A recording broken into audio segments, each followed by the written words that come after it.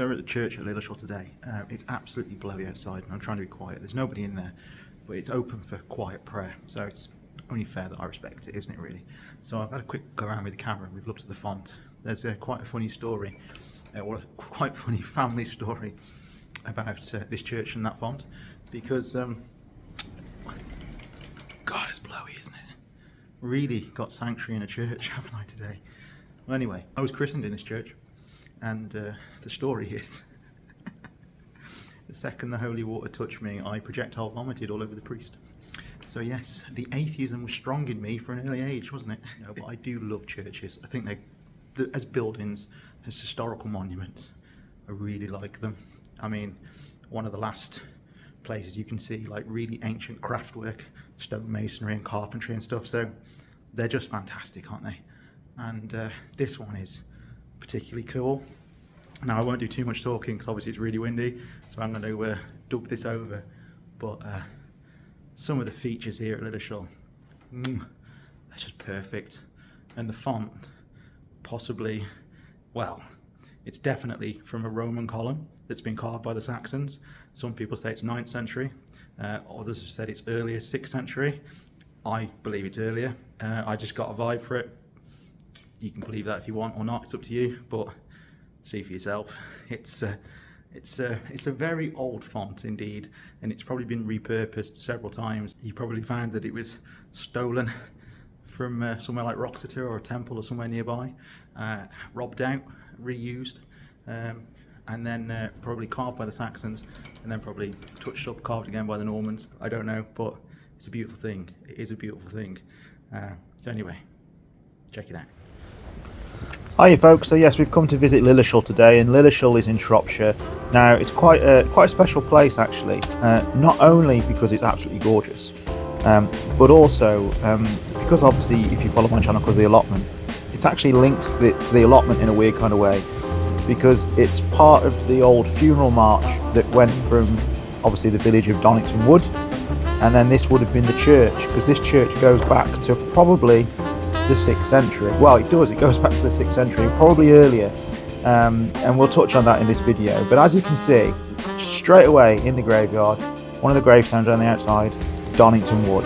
Now Donington Wood has its own church now, but that was only built by the Victorians. So this church is really old, it's got some serious history to it, and there's little Easter eggs that you can find all over the place, like this bit of what I presume is part of the original Saxon church, which then the Normans developed and then the Victorians developed further over time.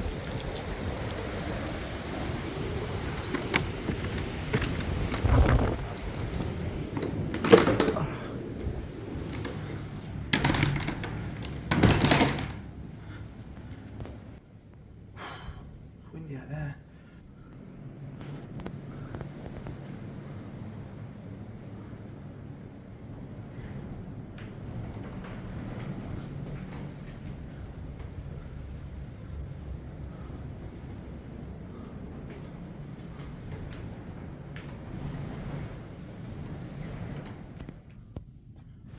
So there it is, the font in question. What an absolute beaut, isn't it? that wind. Yeah, I love this font, and even though I'm an atheist, I like the idea that I was christened in this font because of the history, how far it goes back, the people that have been around this font. I mean, it's an amazing bit of history, isn't it? And you can see from the shape of it how, you know, it was carved from a Roman column. It's just absolutely gorgeous, in my humble opinion. Now, and this church is a very old church on a very old site, probably an Iron Age site.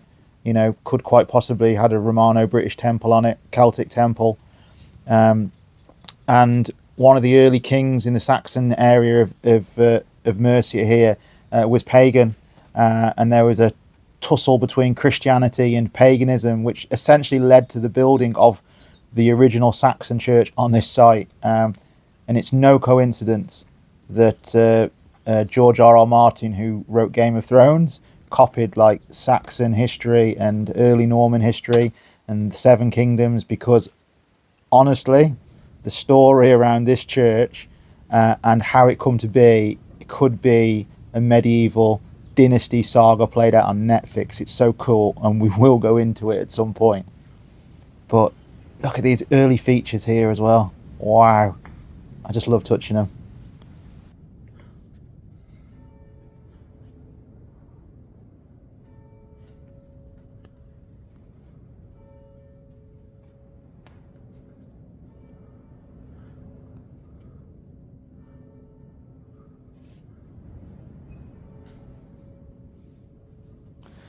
Yeah, it was about now. I was starting to feel a little bit ominous about being in a church in this wind, and the bells just added to the suspense, didn't they? But yeah, it's a real interesting church, which I will touch on in a minute, and we will make a full video on it because it's so cool. But essentially, this church is in the kingdom of Mercia, but it's named after one of Mercian's enemies. And you think, why would they do that? Why would Lilleshall be called Lilleshall when it's in Mercia?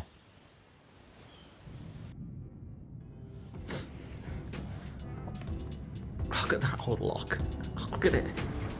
That's an absolute beaut, isn't it? Look at it. That old lock.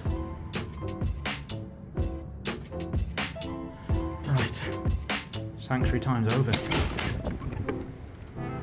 There you go. So this church, which is in Lilleshall Church, is apparently named after Leila, which was a nobleman who served under Edwin of the Saxon king of Northumbria.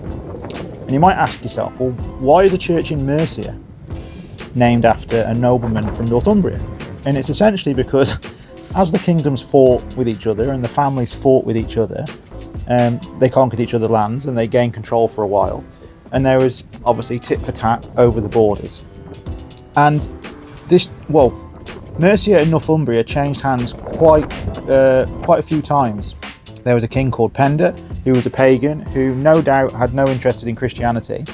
And then when he went and killed a Northumbrian king and took Northumbria for himself, and then he married his son off to a Northumbrian king's daughter.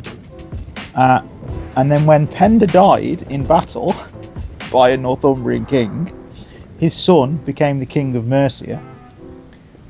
His son wasn't king for very long before he was murdered by his wife, who was the daughter of a Northumbrian king who had married him off to secure his dynasty.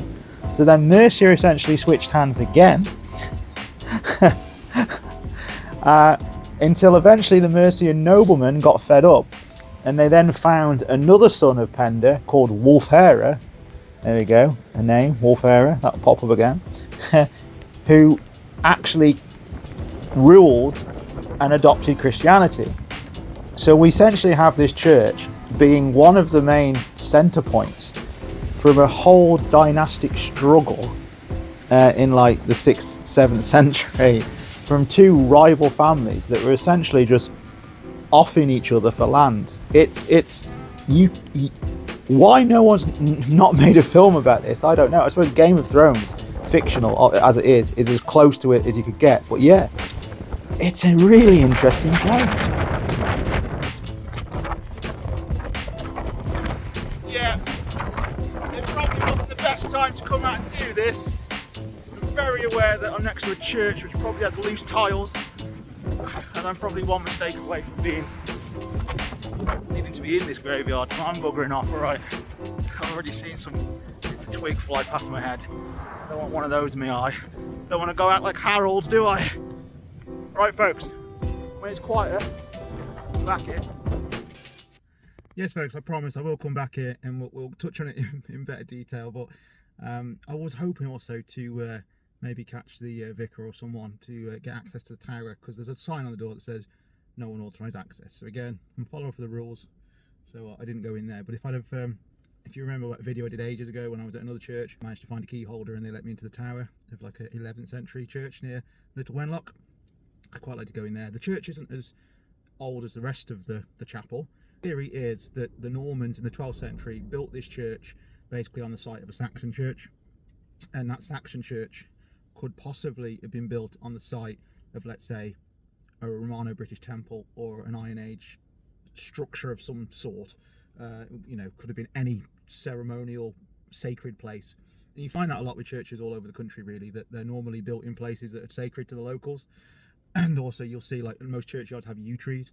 Well, yew trees were important to people long before Christianity and religion.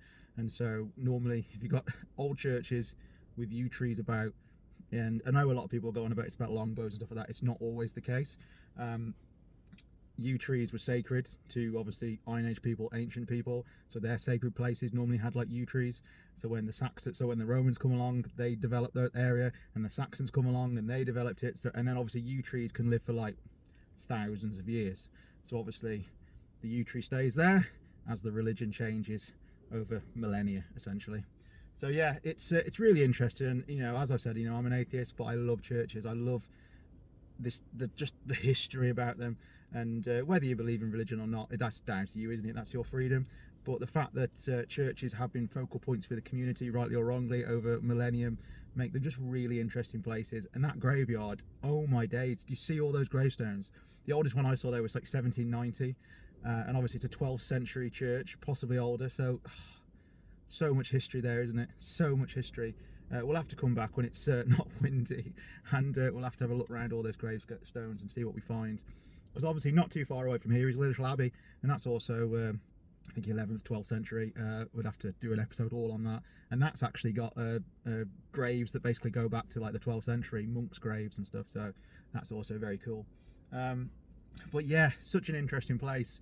And, you know, tied to this area. And if you've followed my channel because of my allotment in the past, my allotment sits right next to the funeral march from this church back to Donington Wood, which where my allotment is. So the path with the hedge to the right of my allotment, where you've probably seen me walk down before, that isn't like an ancient trackway too that leads to this church. So years ago, if you lived that side of Telford, like Donington way, and you died, your family would basically stick you on a cart or something, and they'd cart you past what is essentially now my allotment and bring you here. So it's just cool, man, isn't it? It's just really cool. Leaving the allotment now, and I'm going to show you where this funeral walk is to Lilleshall. Sorry, I'm just checking where I stand because unfortunately not everyone picks their dog poop. But right, yeah, so allotment's there. Oh, this is probably better if I show you. Gap in the hedge, and it goes down that way and back there. So this hedge here is an ancient hedge. How cool is that? How cool is that?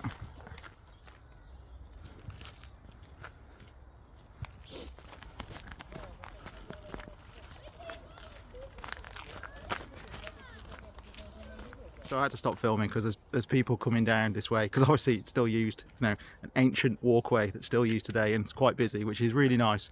The sad thing is though, which is a shame, is people, because of the houses here, and people with caravans and stuff that have bought houses down here and now want to use this essentially ancient track to bring heavy goods down, are hacking away at the hedge, taking chunks out of it willy-nilly. And we used to have yellowhammers and all kinds of different finches and stuff. There was so many finches in this area, wild ones, and I haven't seen any yellowhammers down there now for about 2 years, since people started hacking the hedge. So sad really, isn't it? So yeah, it's quite sad.